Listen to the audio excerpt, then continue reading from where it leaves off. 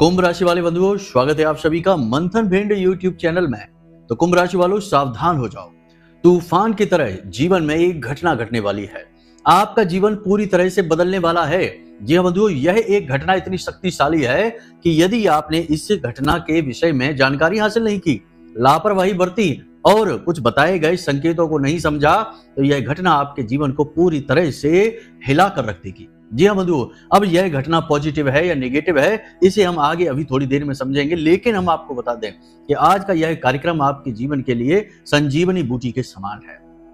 जो भी बातें हम आपको आज इस कार्यक्रम में बताने जा रहे हैं, वे बातें आपकी आंखें खोल देंगी। कारण इसका यह है कि आपको इतनी गहराई से और सच्चाई से कोई भी ज्ञान देगा नहीं। हमारे टाइटल में और हमारी बातों में थोड़ी सख्ती अवश्य हो सकती है, लेकिन हम सख्ती इसीलिए करते हैं क्योंकि आपका ध्यान खींचना और आपको सही ज्ञान देना बहुत अधिक आवश्यक होता है। क्योंकि जीवन की भाग दौड़, उठापटक में, खींचतान में और दिन प्रतिदिन की परेशानियों में उलझकर आप भूल चुके हैं कि जीवन किस तरह जीना है, किस तरह खुशियों को लेकर आना है और किस प्रकार एक सुखमय जीवन बनाना है। जी हाँ बंधुओं, आप वही दिन भर की भाग दौड़ में सुबह से लेकर रात तक लगे रहते हैं और आपको अंत में जाकर कुछ खास प्राप्त होता नहीं है और सिर्फ निराशा और सिर्फ दुख, तकलीफ, परेशानी और एक नई टेंशन लेकर आप घर आ जाते हैं। तो इन सब के बीच आपको तेजी से हिलाना, झकझोर कर रख देना और फिर आपके दिमाग में शुद्ध विचार डालना, सात्विक विचार डालना और कुछ जरूरी सूत्र और संकेत डालना, ये बहुत आवश्यक है। तभी आपको समझ में आएगा कि हम आपसे क्या कह रहे हैं। कहने का मतलब यह है कि भाषा शैली पर ध्यान न दीजिए और ना ही कहने की विधि पर ध्यान दीजिए। क्या कहा जा रहा है यह अधिक महत्वपूर्ण है। गुरु किस प्रकार कह रहे हैं, इसमें ज्यादा ध्यान देने की आवश्यकता नहीं होती। गुरु क्या कह रहे हैं यह अति आवश्यक है। तो आज हम आपको बताने वाले हैं एक ऐसी महत्वपूर्ण घटना के विषय में जिसे यदि आपने समझ लिया, जान लिया, तो आपका उद्धार निश्चित है। समझ लीजिए कि स्वयं भगवान आपकी तरक्की के लिए हाथ आगे बढ़ाने वाले हैं। जी हाँ बंधुओं, बहुत ही कम लोग समझ पाते हैं इन संकेतों को। जैसे कहा जाता है ना कि विनाश काले विपरीत बुद्धि। ये कहावत क्या दिखाती है कि जब इंसान का विनाश काल आता है तो उसकी बुद्धि विपरीत हो जाती है। ठीक इसी प्रकार कहावत ऐसी भी होती है कि भगवान की भाषा सांकेतिक होती है। भगवान कोई भी काम, किसी भी तरीके से जीवन में बदलाव लेकर यदि आना चाहते हैं तो वे संकेत देते हैं और कहीं ना कहीं से किसी प्रकार के तार जोड़ने की कोशिश करते हैं। तभी तो आपने देखा होगा कि अचानक से जीवन में कुछ ऐसा घटित हो जाता है कि आप सोच में पड़ जाते हैं कि यह कैसे। कोई ऐसा व्यक्ति जो हमेशा आपकी बुराई करता था, अचानक आगे बढ़कर आकर आपकी मदद करने को तैयार हो जाता है। आप सोच में पड़ जाते हैं कि यह कैसे हो सकता है। कभी बर्बादी होनी होती है तो जहां आपने सब कुछ सही सोच रखा था, कोई बर्बाद होने की या परेशान होने की गुंजाइश ही नहीं थी, वहां जबरदस्त घाटा हो जाता है, परेशानी आ जाती है, आप सोच में पड़ जाते हैं। कहने का मतलब यह है कि अचानक से कोई ऐसी घटना घट जाती है जो कि आपका ध्यान खींचती है और आप सोच में पड़ जाते हैं कि यह आखिर कैसे हो गया। तो ऐसी ही एक विचित्र घटना अब आपके जीवन में घटने वाली है। ईश्वरीय संकेत है। इस घटना से आपका जीवन कैसे जुड़ा है, कैसे यह आपको प्रभावित करेगी, जल्दी ही आपको बताएंगे। साथ ही एक बेहद महत्वपूर्ण ज्योतिषीय सूत्र आपको आज हम बताएंगे। वैसे तो हम अपने हर कार्यक्रम में कुछ न कुछ बताते ही हैं। इस तरह आप स्वयं ही अपनी कुंडली को धीरे धीरे समझ लेंगे और खुद ही गुण और दोष जान जाएंगे। ठीक है, छोटी छोटी समस्याओं के निराकरण के लिए आपको बार बार ज्योतिषियों के पास नहीं भागना है। तो सबसे बड़ी बात है कि हम आपको बता दें कि आपकी कुंडली, जन्म पत्री को आपको देखना है। जन्म पत्री में 12 भाव होते हैं जो 12 राशियों को दिखा रहे होते हैं। उनमें सबसे महत्वपूर्ण भाव होता है जो उसे लग्न भाव कहते हैं। वैसे तो केंद्रीय भाव 4 भाव होते हैं, लेकिन उनमें भी सबसे महत्वपूर्ण भाव लग्न होता है, क्योंकि लग्न आप स्वयं खुद हो। आपका स्वयं का व्यक्तित्व, आपकी पर्सनैलिटी, आपका शरीर, आपका स्वभाव, आपका चेहरा, आपका मन, सब कुछ लग्न से निर्धारित होता है। ठीक है, तो अब लग्न इतना महत्वपूर्ण है तो कभी कभी ऐसा होता है कि जातक हमेशा भ्रम की स्थिति में रहता है, अच्छाई बुराई का भेद नहीं कर पाता है, उसके लिए फैसले हमेशा गलत साबित होते हैं, उसे मान सम्मान प्राप्त नहीं होता, उसकी मेहनत किसी को दिखाई नहीं देती। वह किसी के लिए कितना भी करे जीवन में, लोग पलटकर उसको हमेशा बुरा ही बोलते हैं और उसका साथ देना तो दूर, लोग उसके साथ खड़े तक नहीं रह पाते हैं और वह मुसीबत के समय अकेला का अकेला ही रहता है। शारीरिक कष्ट भी उसे रहता है, धन का कष्ट भी उसे रहता है और दिल भी उसका टूटता रहता है। रिश्ते नातों में भी हमेशा उसके प्रति नकारात्मक भाव रहते हैं। तो समझ जाइए कि ऐसी स्थिति में लग्न आपका दोष है, यानी कि लग्न दोष आपकी कुंडली में उत्पन्न हो चुका है। क्या होता है यह लग्न दोष और कैसे यह लग्न दोष दूर किया जाता है, इसे हम आज आपको इस कार्यक्रम में बताने वाले हैं। कुछ हम जरूरी सूत्र बताएंगे जो आसानी से आप समझ जाएंगे। अपनी जन्म पत्री को खोलकर देखना है, मोबाइल में ओपन कर लें या आपके पास चार्ट बना हुआ है तो उसे आप निकालें और हम जो बताएंगे उस अनुसार आप समझना और आप खुद ही समझ जाएंगे कि आपकी कुंडली में लग्न दोष है या नहीं है। यदि है तो उसे कैसे दूर करना है। और जैसे ही आप लग्न दोष दूर करेंगे कुछ जरूरी उपाय के माध्यम से चमत्कार होते देर नहीं लगेगी। बिल्कुल वैसा ही होगा जैसे लंबे समय से किसी नदी पर बांध लगा है और पानी उस तरफ ढेर सारा इकट्ठा है और जैसे ही बांध टूटा पानी तेजी से बहकर आएगा और पानी ही पानी हर तरफ दिखाई देगा। मतलब खुशियां ही खुशियां हर तरफ आपके जीवन में दिखाई देगी। कहने का मतलब यह है कि आज का यह जो कार्यक्रम है यह आपके जीवन को बहुत विशेष नई दिशा देने वाला है, जीवन में महत्वपूर्ण बदलाव लेकर आने वाला है। और जितने दिल से और मेहनत से हम आपके लिए ज्ञान और कार्यक्रम लेकर आते हैं कोई नहीं करता इतना काम। तो आप कम से कम हमारे कार्यक्रम को अंत तक देखकर बताई गई बातों को जीवन में उतार जरूर लेना, तभी हमारी मेहनत सफल होगी और माता रानी की कृपा फिर आप तक तो पहुंचेगी ही। जब आप अंत तक हमारे साथ जुड़े हैं तो क्यों नहीं महामाई की कृपा आप तक पहुंचेगी। याद रखना कि ये जो कार्यक्रम हम प्रसारित कर रहे हैं ये माई के धाम से प्रसारित हो रहे हैं। हम माई के दास हैं, उनके चरणों में ही दिन भर बैठे रहते हैं और उनसे निवेदन करते हैं कि सबको सुख दो, अंत में जब बचे तो हमें सुख दो, नहीं देना है तो ना दो, कोई बात नहीं है, लेकिन सबके चेहरे पर मुस्कुराहट लेकर आओ माई, बस यही निवेदन है। सर्वे भवन्तु सुखिनः, सर्वे सन्तु निरामया, सर्वे भद्राणि पश्यन्ति, मां कश्चित् दुख भाग भवेत्। सबका दुख दूर होगा तो हमारा अपने आप ही दूर हो जाएगा। तो चलिए बंधु, उम्मीद करते हैं कि आप हमारी सारी बात समझ रहे हैं। अब अंत तक जरूर ठहरेंगे। कमेंट बॉक्स में पूरे भक्ति भाव के साथ लिख डालिए, जय मां भद्रकाली कृपा करो। महामाई निश्चित तौर पर आपके ऊपर कृपा करेंगे, हमें पूर्ण विश्वास है। तो चलिए बंधु, आज के इस कार्यक्रम को शुरू करते हैं छोटी छोटी बातों से। प्यारे मित्रों, हमारे अत्यंत प्रिय और परम पूज्य अमिताचार्य जी के पास मां बगलामुखी और मां भद्रकाली की साधनाओं का वर्षों का अनुभव है और माता रानी की इनके ऊपर पूर्ण कृपा और सिद्धि है। आचार्य जी ने अपने सटीक कुंडली विश्लेषण और श्रेष्ठतम उपायों के माध्यम से हजारों लोगों के जीवन को खुशियों से भरा है। आचार्य जी का कुंडली विश्लेषण और उपाय करवाने का तरीका इतना अद्भुत है कि जीवन के हर एक दुख और कष्ट का कारण जड़ से ही समाप्त हो जाता है। फिर समस्या चाहे जैसी भी हो, कर्जा बहुत बढ़ गया हो, व्यापार चल नहीं रहा हो, बीमारियों में आप बर्बाद हो चुके हो, रिश्तों में प्रेम समाप्त हो चुका हो, या फिर नौकरी ही ना मिल रही हो, विवाह में देरी होती हो, कैसी भी समस्या हो, इन समस्याओं का कारण क्या है, कौन सी महादशा परेशान कर रही है, कौन सा दोष लगा हुआ है, सब कुछ आचार्य जी इतना सटीक बताते हैं कि वर्षों वर्ष के दुख कुछ ही दिनों में समाप्त हो जाते हैं। अगर आपके जीवन में भी कोई ऐसी संकट की घड़ी है तो यही सही समय है जब आप पूज्य आचार्य जी के हाथों से अपनी कुंडली का विश्लेषण करवाएं और वर्षों से चल रहे दुखों और संकटों के इस चक्र से बाहर निकल जाए। प्यारे मित्रों, अभी वीडियो में दिए गए नंबरों पर फोन करिए और अपनी कुंडली का श्रेष्ठतम आकलन करवा डालिए। जिंदगी बदलने का ये सबसे बड़ा मौका हाथ से मत जाने दीजिएगा।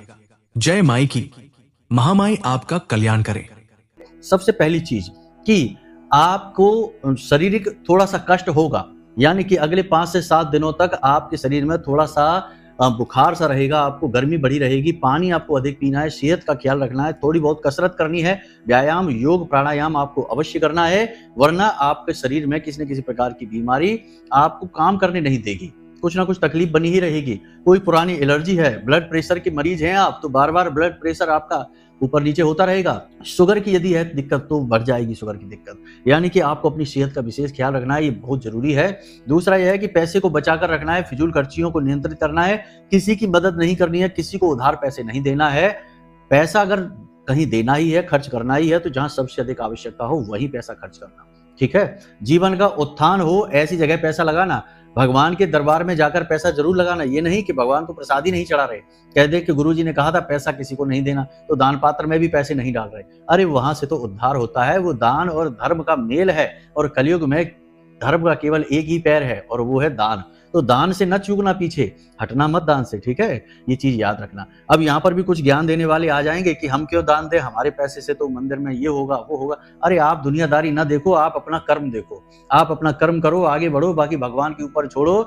भगवान खुद निर्णय लेंगे कि आपको क्या देना है और क्या नहीं देना है और किसे क्या देना है, ये भी भगवान को ही सोचने दो, आप ना ज्यादा सोचो। आप बस अपने कर्म पर ध्यान दो। कर्मण्येवाधिकारस्ते मा फलेषु कदाचन, यह सूत्र यही कहता है कि कर्म पर ध्यान दो, हर जगह फल की इच्छा में या हर जगह फल के अनुमान लगाते न फिरो। इस तरह तो आप भगवान का काम कर रहे हैं, भगवान के काम भगवान को करने दो, आप अपने काम करिए, ठीक है। तो ये कुतर की बातें नहीं करना है, धर्म करना है, दान करना है, पैसे का सदुपयोग करना है, बाकी पैसे को बचा कर रखना है, फिजूल खर्ची नहीं करनी है, स्वास्थ्य का विशेष ध्यान देना है। और सबसे महत्वपूर्ण बात कि आपको नए अवसर अवश्य प्राप्त होंगे, लेकिन नए अवसरों में धोखा हो सकता है, किसी बात की आपको कोई ठग सकता है, कोई फ्रॉड कर सकता है आपके साथ। तो निवेश के जो अवसर आपको प्राप्त हो उन्हें अच्छी तरीके से जांच परख लेना, घर के बड़े बुजुर्गों से चर्चा कर लेना। कोई अनुभवी व्यक्ति यदि सचमुच में आपके साथ है, यानी कि जो शुभ चिंतक वाला नहीं कि जो आपके शुभ में चिंतित हो जाए, ऐसा वाला नहीं, सचमुच वाला शुभ चिंतक,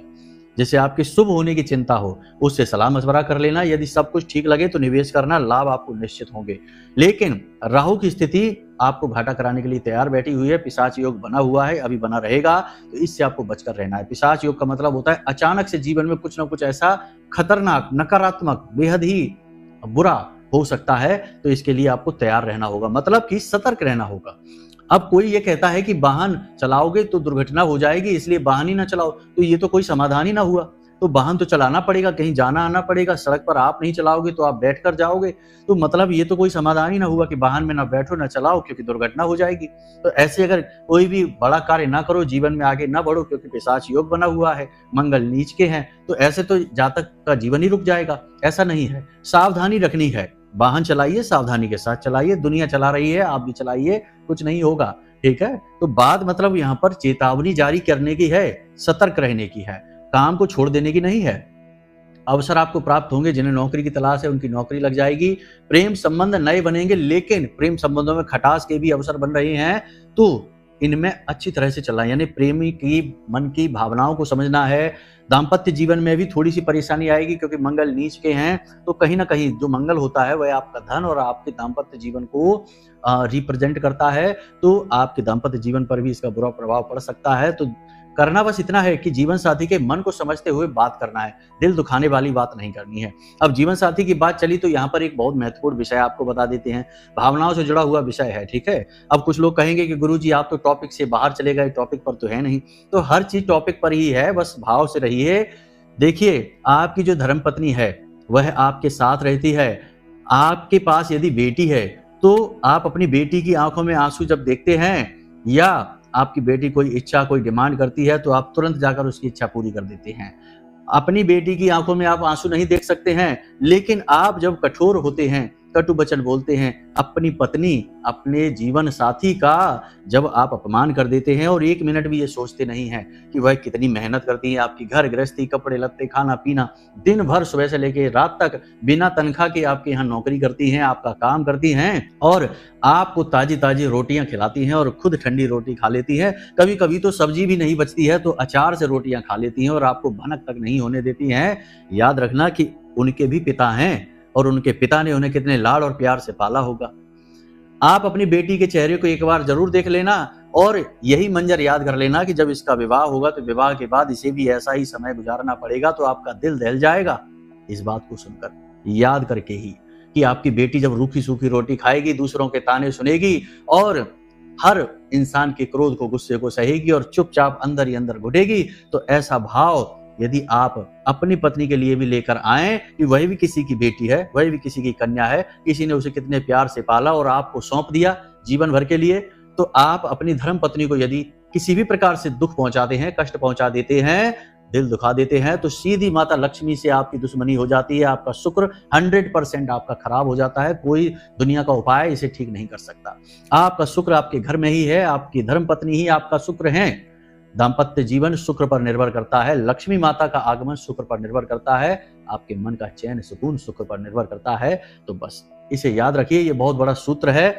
हम ये नहीं कहते कि हर अनाप शनाप अनर्गल बात को आप मान लीजिए, सारी गलती पुरुषों की ही होती है, ये भी नहीं है, लेकिन कई घटनाओं में और ज्यादातर घटनाओं में पुरुष हावी होने की कोशिश करते हैं और महिलाएं दब जाती हैं। तो ऐसी स्थिति में निश्चित तौर पर पुरुष का शुक्र खराब हो जाता है। धन के लिए वह पुरुष व्याकुल घूमेगा, ये गारंटी है इस बात की। तो इन भावों को जरा अपने मन में विचार करके रखना, फिर आगे जीवन में बढ़ना।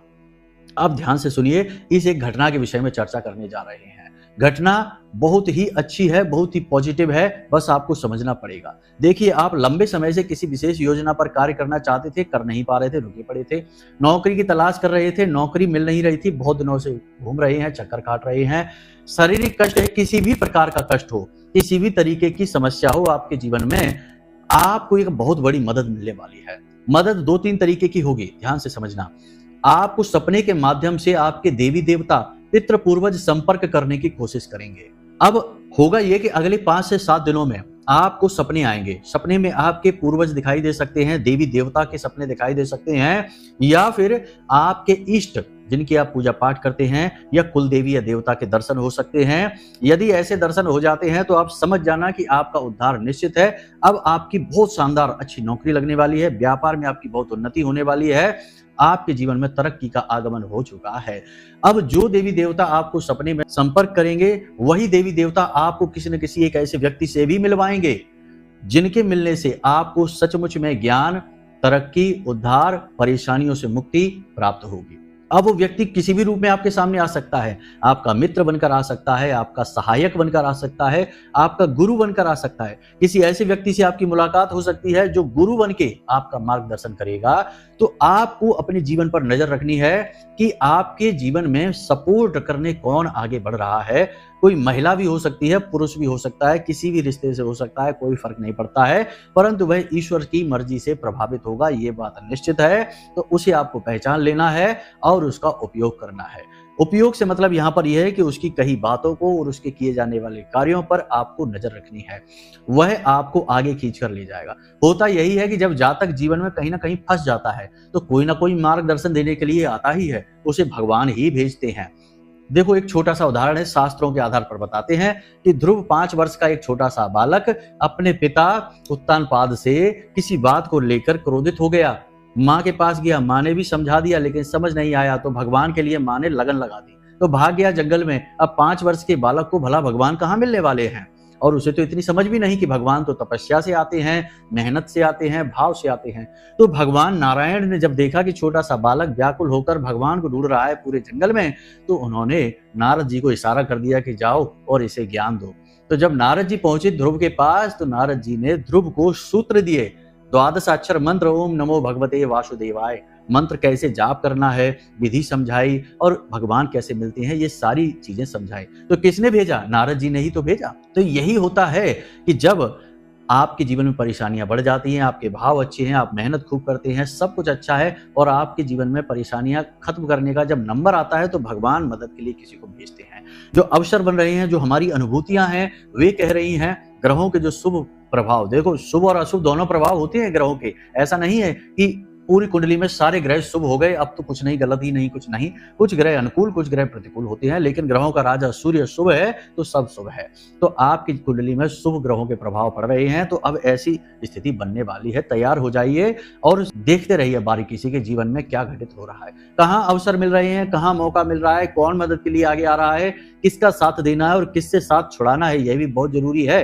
क्योंकि कुछ लोग आपके साथ ऐसे भी हैं जो भयंकर नकारात्मक हैं, आपको बर्बाद करना चाहते हैं। आपकी सुख संपत्ति और आपकी धन दौलत को हमेशा इन्होंने सिर्फ दुरुपयोग ही किया है, आपकी भावनाओं का मजाक उड़ाया है और दुरुपयोग किया है। तो ऐसे लोगों से आपको पीछा भी छुड़ाना है। ऐसे लोग आपके ऊपर बोझ हैं, ये आपको कभी आगे नहीं बढ़ने देंगे। पीछा छुड़ाने से मतलब ये नहीं कि इनसे रिश्ता तोड़ लो, रिश्ता किसी से नहीं तोड़ते हैं। बस इतना करना है कि मन में इन्हें जगह मत दो, मन में अपनी कामयाबी, अपने लक्ष्य को जगह दो और इन लोगों के बारे में सोचना छोड़ दो, इन्हें ज्यादा भाव मत दो। ये खुद ही अपने आप आपसे धीरे धीरे दूर हो जाएंगे, क्योंकि ये मतलब से जुड़े हुए लोग हैं। तो ये सारी स्थितियों को आप समझिए और इंतजार करिए। 5 से 7 दिनों में बहुत अच्छी घटनाएं आपके जीवन में घटने वाली हैं। पॉजिटिव एनर्जी आपके जीवन में आने वाली है। महामाई की कृपा और आशीर्वाद आपके जीवन में आने वाले हैं। ये हमारी अनुभूतियां हैं, और हम जब ध्यान में बैठते हैं रात्रि के समय, जब हवन आदि संपूर्ण करने के बाद, तो किसी न किसी प्रकार के भाव, अनुभूतियां माता रानी हमारे मन में डालती हैं, हमारे चित्त में डालती हैं, और उन्हीं के आधार पर हम ये बात आपको कह रहे हैं। तो इस बात को लिख कर रख लो, ये घटना जरूर आपके जीवन में घटित होगी। अब उस व्यक्ति को आप ना पहचान पाए और मदद उससे ना ले पाए या उसका आप सम्मान ना कर पाए, तो ये आपकी गलती होगी। तो अब यहाँ तक आपने समझ लिया। अब समझते हैं कि कहीं आपकी कुंडली में लग्न का दोष तो नहीं है, यानी लग्न दोष तो उत्पन्न नहीं हो रहा, इसे आप समझ लो और इसका एक उपाय बताएंगे, उसके बाद कार्यक्रम को समाप्त करेंगे। तो ध्यान से सुनिए, लग्न दोष कैसे बनता है। तो ध्यान से सुनिए, देखिए आपकी जो कुंडली आपने खोली है, उस कुंडली में देखिए कि हर एक जो भाव है, हर एक जो चौखाना बना हुआ है, उसमें एक नंबर लिखा हुआ है। जैसे मानकर चलते काल पुरुष कुंडली है या कोई भी आपकी कुंडली मान लेते हैं कि जो पहला भाव है वो लग्न का भाव है, यानी जो चौखाना है, ऐसे करके 12 चौखाने बने होंगे। तो पहला जो भाव है उसमें जो नंबर लिखा हुआ है, मान लेते हैं उसमें 1 नंबर लिखा हुआ है, तो उसका स्वामी है मंगल, क्योंकि वो मेष राशि है। इसी प्रकार मानकर चलते हैं कि 7 नंबर लिखा है तो उसका स्वामी है शुक्र, यानी लग्नेश हुआ शुक्र। तो इस प्रकार जो भी राशि वहां लिखी हुई है, नंबर का मतलब होता है राशि, 1 से लेके 12 तक राशियां होती हैं, मेष वृष मिथुन कर्क सिंह कन्या तुला वृश्चिक धनु मकर कुंभ मीन। तो इस प्रकार आपकी 1 से लेके 12 तक राशियां होती हैं। तो देखिए थोड़ा बारीक है, हाँ समझते जाना, लेकिन ये आपके बड़े काम की चीज है और बहुत जल्दी काम करेगी। ये सबसे जल्दी काम करेगा ये सूत्र आपके ऊपर, इसका रिजल्ट आपको बहुत जल्दी दिखेगा। ठीक है, तो आपको देखना है कि आपके लग्न में कितना अंक लिखा हुआ है। ठीक है, मान लेते हैं 1 अंक लिखा है, तो इसका मतलब है कि वो मेष राशि है और मेष राशि का स्वामी मंगल है। ठीक है, मान लेते हैं कि 2 अंक लिखा हुआ है, तो वृष राशि है, वृषभ राशि, और उसका स्वामी शुक्र है। मान लेते हैं कि वहां पर 4 नंबर लिखा हुआ है, 4 का अंक लिखा है, तो यानी कर्क राशि है, तो उसका स्वामी जो है वही चंद्रमा है। ठीक है, इस प्रकार आपको देखना है कि वहां कौन सा नंबर लिखा हुआ है।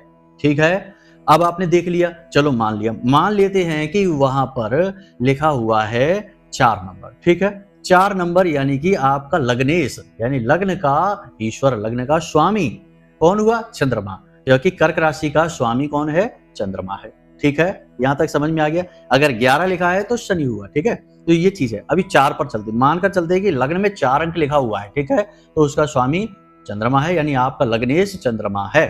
ठीक है, ये देख लिया आपने। अब लग्नेश की स्थिति कुंडली में देखो कि कहां, यानी चंद्रमा आपकी कुंडली में किस भाव में लिखा हुआ है, चंद्रमा किस भाव में बैठा हुआ है। अगर चंद्रमा आपकी कुंडली में 6ठे, 8वें और 12वें भाव में बैठ गया तो ये लग्न दोष बना देता है, लग्नेश आपका दूषित हो गया। ठीक है, पहली चीज तो ये तो एक सूत्र हो गया, लग्नेश के साथ ही सारे सूत्र चलेंगे। ठीक है, तो ध्यान से देखते चलना है। तो ये पहला सूत्र है। अब दूसरा सूत्र ये है कि यदि लग्नेश के आगे के भाव में या पीछे के भाव में या साथ में पापी ग्रह आकर बैठ जाते हैं, जैसे कि शनि है, मंगल है, राहु है, ये पापी ग्रह हैं, तो ये ग्रह आकर बैठ जाते हैं तो लग्नेश आपका दूषित हो जाता है और लग्न दोष उत्पन्न हो जाता है। अब ये 2 सूत्र हो गए, वैसे तो बहुत सारे सूत्र लगते हैं इसमें, लेकिन ये 2 सूत्र, तीसरा सूत्र आप और समझ लो। देखो ये थोड़ा सा और बारीक हो जाएगा, समझ लेना, तो आपको बहुत सारी हिंट यहाँ पर मिल जाएगी।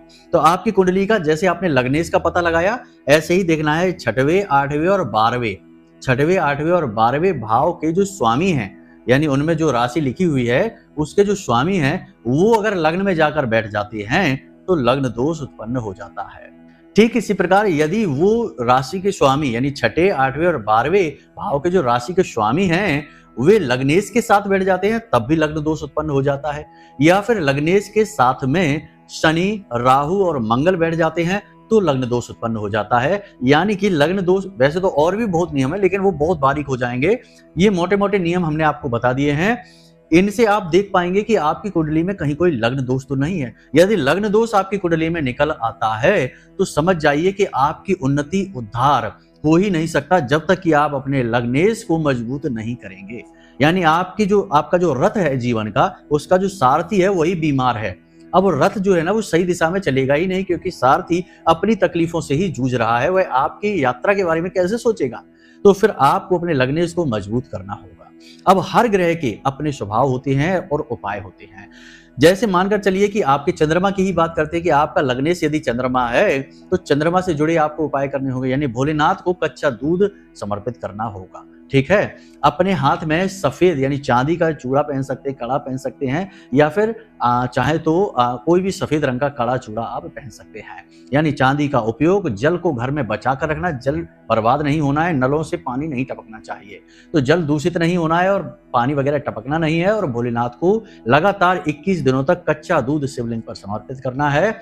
आपका चंद्रमा दुरुस्त हो जाएगा, लग्नेश मजबूत हो जाएगा और आपकी जिंदगी में मौके अवसरों की बाढ़ आ जाएगी। ठीक है, ये हो गया। ऐसे ही लग्नेश जो भी है आपका, उसका आप पता लगा लीजिए कि ये दूषित है तो ये लग्न दोष बना रहा है, और जो भी ग्रह है उस ग्रह के आप उपाय कर डालिए। कोई ना कोई तो लग्नेश आपका होगा ही। शुक्र होगा, बुध होगा। बुध है तो गाय को हरी घास खिलाइए, वाणी मधुर रखिए। शुक्र है तो छोटी कन्याओं को शुक्रवार के दिन सफेद रंग की कोई चीज उपहार दे दीजिए और मीठी खीर खिला दीजिए। शुक्र आपका मजबूत हो गया। और अपने घर की महिलाओं से, किसी भी महिला से बहुत ही प्रेम से बात करिए, उन्हें क्रोध न दिलाइए और उनका अपमान न करिए। इसी प्रकार सूर्य है तो सूर्य देवता को जल समर्पित करिए। ओम ग्रहणी सूर्याय नमः, यह मंत्र जाप करिए। इस प्रकार आपके जो भी ग्रह बनते हैं उनके अपने अलग अलग कई उपाय होते हैं। फिर कार्यक्रम बहुत लंबा हो जाएगा यदि ये सारी चर्चाएं करेंगे, तो फिलहाल में आप खुद ये अंदाजा लगाइए और उसके बाद में आप उपाय के लिए हमसे पूछ सकते हैं, हम आपको बता देंगे उपाय। मैसेज करके पूछ सकते हैं, कमेंट में पूछ सकते हैं, कहीं भी पूछ सकते हैं। ठीक है, तो ये सारी बातें आपने समझ ली। अब एक छोटी सी हिंट कि अगर आपकी कुंडली में बुध के साथ राहु बैठा है तो आपका दोस्त हमेशा धोखेबाज होगा। पार्टनर, बिजनेस का पार्टनर जो होगा वो हमेशा धोखेबाज होगा। अलर्ट रहना, सतर्क रहना। फ्रॉड उसी के साथ होगा, वो आपके साथ करेगा और वह कभी व्यापार में, दोस्ती में आपको भरोसा नहीं दे पाएगा। ये एक सूत्र है। अगला सूत्र किसी अन्य कार्यक्रम में बताएंगे, बहुत ही महत्वपूर्ण है। ये सूत्र इतना शक्तिशाली है कि जिसकी कुंडली में ये युति, ये सूत्र बन जाता है, वह जीवन भर शनि की 7.5 का दुख भोगता है। अब 7.5 7 वर्ष में इंसान की कमर तोड़ देती है, हालत खराब कर देती है। और यदि ये युति, ये योग यदि किसी जातक की कुंडली में बन जाता है तो जीवन भर 7.5 उसे भोगनी पड़ती है। इतना भयंकर नकारात्मक योग है, लेकिन इसका भी तोड़ है। अगले कार्यक्रम में बताएंगे कि ये कौन सा योग है और इसका क्या तोड़ है। आपकी कुंडली में कहीं ये योग तो नहीं बना, इसीलिए तो आपके जीवन में दुख तो नहीं है। बस इतना सा आप समझ लीजिए। बाकी अगले कार्यक्रम में आपको बताएंगे। महामाई आपका कल्याण करें। यदि कोई प्रश्न आपके मन में उठे तो आप कमेंट करके पूछ लें, या फिर यदि कोई प्रश्न आपके मन में बने तो नंबर हमने वीडियो में दे रखे हैं, उन पर फोन करिए, सारी जानकारी ले लीजिए। और कुंडली का विश्लेषण यदि कराना है तो कोई बात नहीं है, आप अपनी जानकारी दे दीजिए, फोन कर लीजिए। एक छोटी सी दक्षिणा के साथ हम आपकी कुंडली का विश्लेषण करके आपको दे देंगे। आपके जीवन की बाधाएं क्या हैं और उनसे निवारण क्या है, सब कुछ आपको बता देंगे। जिंदगी सुखमयी हो जाएगी। चलिए बंधु, आज के इस कार्यक्रम को यही विराम देते हैं। हमेशा हंसते रहिए, मुस्कुराते रहिए, सकारात्मक रहिए। महामाई पर अपनी आस्था और विश्वास बनाकर रखिए, आपका कल्याण होगा। जय माई की।